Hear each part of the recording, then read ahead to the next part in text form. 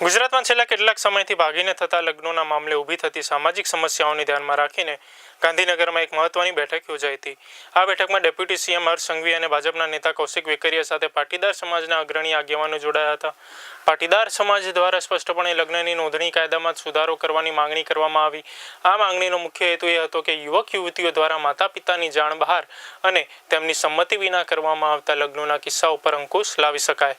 પાટીદાર નેતા દિનેશ બાંભણિયા અને વરુણ પટેલ સહિતના આગેવાનોએ રજૂઆત કરી હતી કે લગ્નની નોંધણી કરતી વખતે યુવક અને યુવતીના માતા પિતાની સહી ફરજિયાત બનાવવામાં આવે।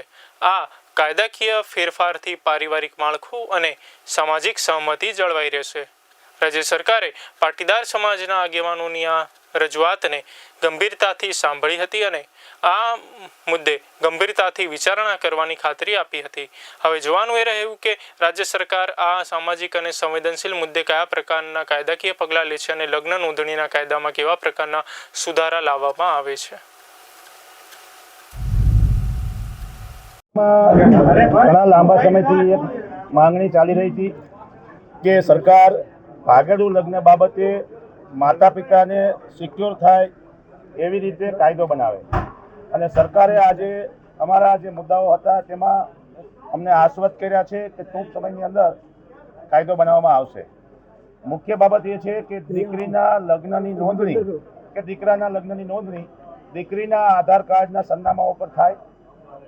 કોઈ પણ લગ્ન ચાહે હિન્દુ મેરેજ એક્ટમાં થાય કે સ્પેશિયલ મેરેજ એક્ટમાં થાય, તેની નોંધણીના આધારો જે રજૂ કરવામાં આવ્યા હોય એમાં માતા પિતાને વાંધો લેવાની સમય આપવામાં આવે, નોટિસ આપવામાં આવે અને વાંધાઓને આઈડેન્ટિફાય કરવાનું કામ તાલુકા કક્ષાએ ક્લાસ 2 ઓફિસર અને નાયબ મામલતદાર કે તાલુકા વિકાસ અધિકારીને સોંપવામાં આવે।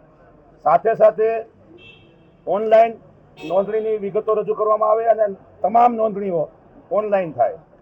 ચોથા નંબરનો મુદ્દો હતો કે અત્યારે હાલમાં હમણાં ઘણા બધા બનાવો એવા બન્યા છે કે તલાટી મંત્રી પોતે પોતાની સહીથી ખોટી રીતે બોગસ લગ્નની નોંધણી બહુ મોટા પાયે કરી રહ્યા છે। સમગ્ર ગુજરાતમાં આ એક રેકેટ ચાલી રહ્યું છે।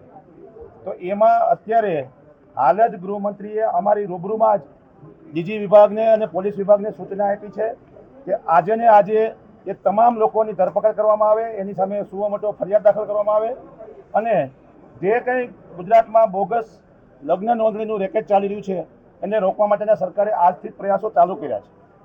બીજા આના પછીની જે અમારી માંગણી છે કે બનાસકાંઠાનું સવો પંચમહાલનું જે ગામ છે તેમાં એ તમામ ગામોમાં જેવા પ્રકારના રેકેટો ચાલે છે એવા સમગ્ર ગુજરાતમાં ક્યાંય પણ ચાલતા હોય તો એ તમામ ઉપર સુઓ મોટો દાખલ કરવામાં આવે અને એ તમામ લોકોનું આરોપીઓનો વરઘોડો પણ કાઢવામાં આવે એવી અમારી તમામ સામાજિક લેવલે અમે માંગણી કરી છે। સાથે સાથે કાયદો જલ્દીમાં જલ્દી બને એવું અમને આશ્વાસન આપવામાં આવ્યું છે અને અમારી માંગણીઓને સરકારે બહુ સારી રીતે અધિકારીઓની રૂબરૂમાં સ્વીકારી છે। ભાગેડુ લગ્ન પ્રથામાં અમે જેટલી પણ માંગણીઓ કરી હતી એમાંથી મોટા ભાગની માંગણી ગુજરાતની સરકારે સ્વીકારી છે અને અમે આશાવાદી છીએ કે આવનારા 15 દિવસમાં ભાગેડુ લગ્ન પ્રથાના રજિસ્ટ્રેશન એક્ટમાં સુધારો થઈ જશે અને જેટલી પણ જગ્યાએ મારી પહેલાં જેમ દિનેશભાઈએ વાત કરી ગુજરાતમાં 10 કે 12 જગ્યાએ મેરેજ રજિસ્ટ્રેશનના જે કૌભાંડ અને ભ્રષ્ટાચારો થયા છે ત્યાં આજ 7 સુધીમાં ફોજદારી ફરિયાદ દાખલ કરી દેવામાં આવશે।